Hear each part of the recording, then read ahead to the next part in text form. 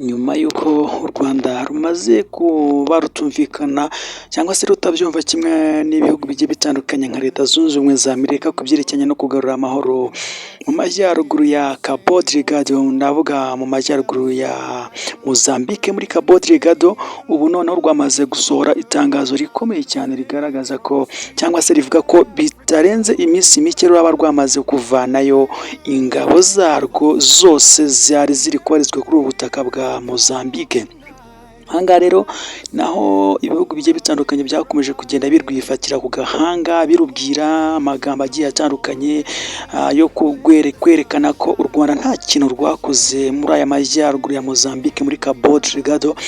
Ibi byakomeje kugenda bikurura umwuka utari mwiza hagati y'u Rwanda ndetse n'ibindi bihugu cyane cyane nka Leta Zunze Ubumwe za Amerika ndetse n'ibindi bihugu bigamije kugenda birwanya u Rwanda cyangwa se bipfobya ibyo u Rwanda rwakoze hariya muri Cabo Delgado. U Rwanda rero rwaje kuba rutanga itangazo rivuga riti twebwe u Rwanda dutewe ishema n'ibyo twakoze muri Cabo Delgado byo kwirukana no guhashya inyeshyamba zari zarazengereje aka gace ka Mozambique bagakomeza kugenda bahohotera abaturage ndetse izi nyeshyamba zikigarurira uduce twinshi tugiye dutandukanye twa Cabo Delgado.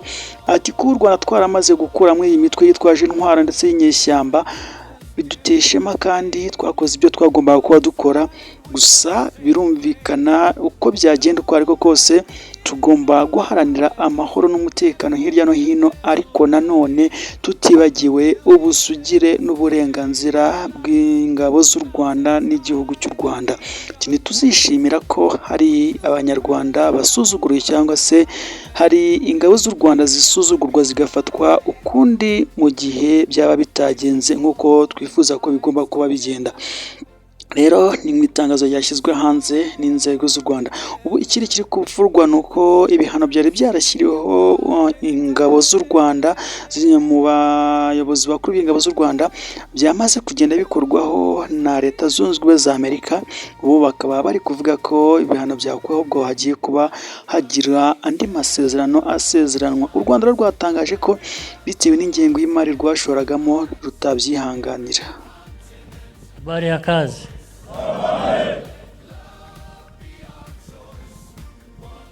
Na habari ya kazi. Hawa ambao hawana uniform nao wanafanya kazi kubwa sana. Mumeze neza?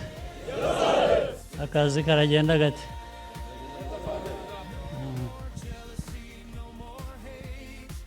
Nishimye kubona uyu mwanya nze tuganire, ariko mbonereho no kubashimira akazi kenshi gakomeye kangombwa mumaze igihe mukorera igihugu. Iyo mukorera igihugu namwe muba murimo muba mukora akazi kanyu, sibyo?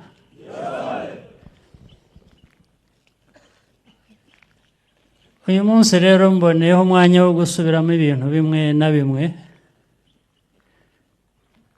twiga mu mateka yacu. Amateka yacu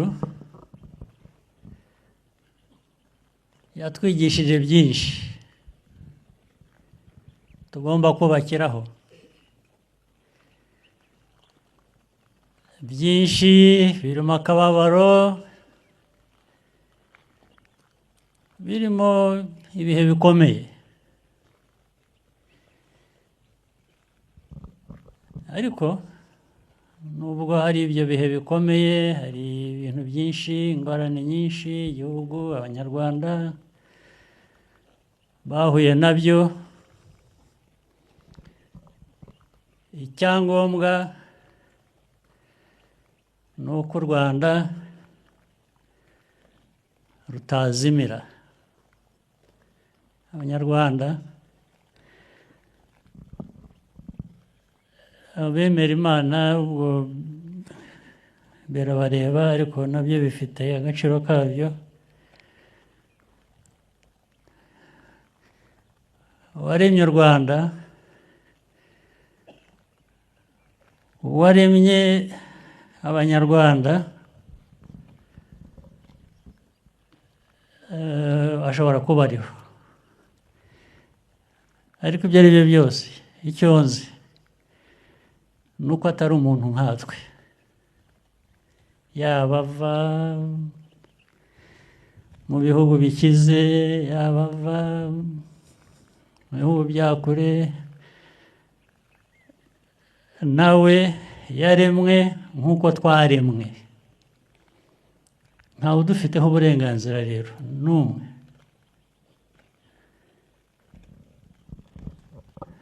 Nubwo amateka yacu muri ya masomo navuze twiga, mu masomo twiga y'ibiba hirya no hino ku isi hose, tuvanamo ko hari abashaka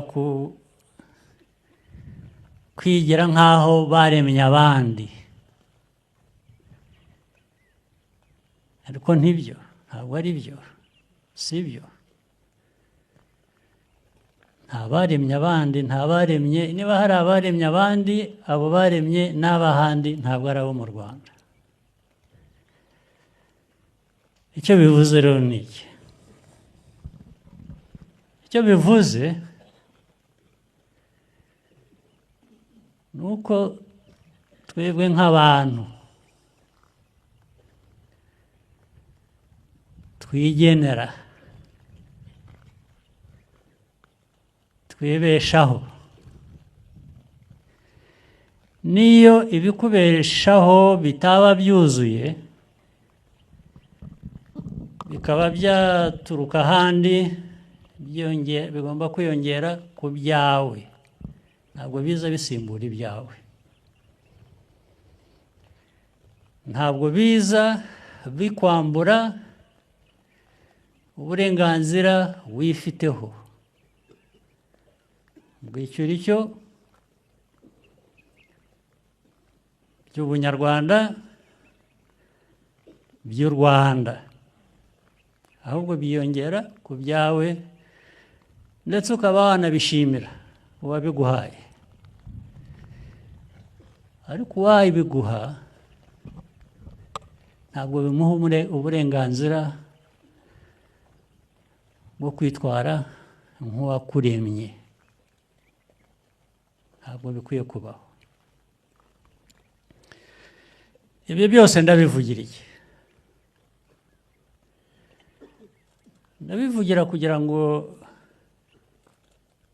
mbihereho nsobanura inshingano nk'abanyarwanda muri rusange dufite, ku buryo bw'umwihariko abajyanye n'uyu mwuga wa RDF, ingabo z'u Rwanda,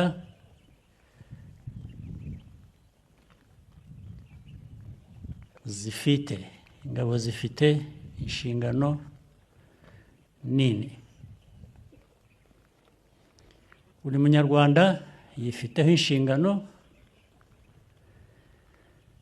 RDF ifite inshingano ku gihugu kugira ngo kibeho gikwiriye kuba kimeze, ifite inshingano yo kurinda abanyarwanda, kurinda ubusugire bw'u Rwanda, kurinda abanyarwanda, kugira ngo bya birura murabizi, ibirura, hari abantu b'ibirura bameze, uhindukira wareba hirya bagashikura akawe bakagatwara, cyangwa se nawe bakagutwara. Ariko iyi RDF icyo ishinzwe ni ukurinda u Rwanda, ni ukurinda abanyarwanda ngo batazaribwa n'ibirura murabyumva? Niyo mpamvu mu kubashimira natangiriyeho, kurimo akazi muri iyi myaka ishize itari myinshi cyane, ariko na mbere yaho na mbere yaho na mbere yaho, ubu u Rwanda ruba, hari ibihe bigenda bikagaruka.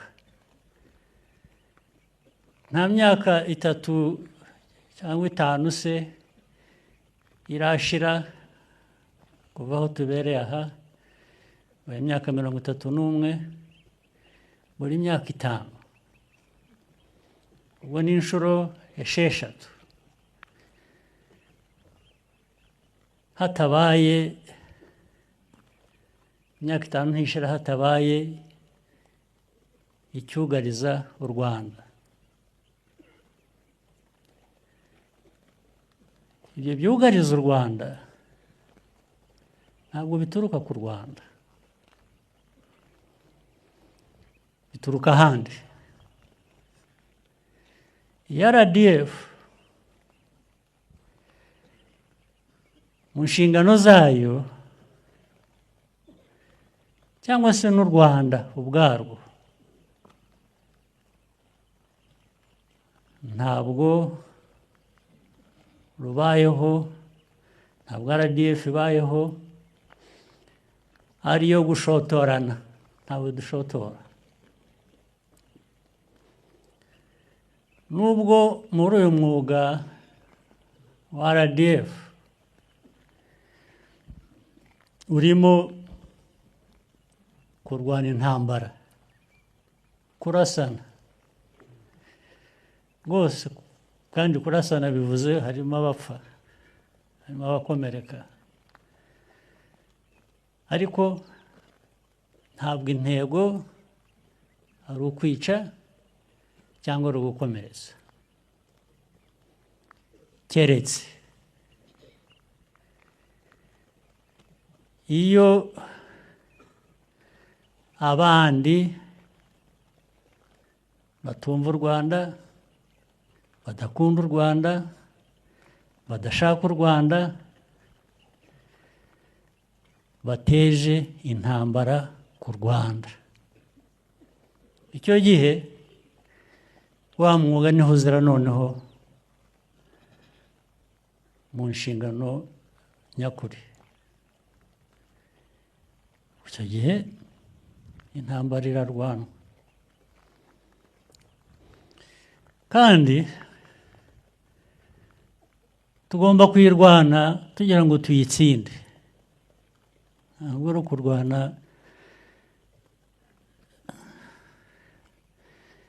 birimo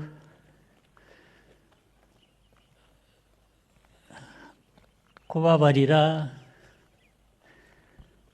cyangwa se gusaranganya, ngo nakoze bimwe aha, reka njye gukora n'ibindi aha, reka tubyoroshye. Turabikomeza ahubwo bikagera kuri buri wese, kuri buri wese mu bari kuri urwo rugamba, yaba twe, yaba abanzi b'u Rwanda turwana nabo, tugira ngo bibagereho.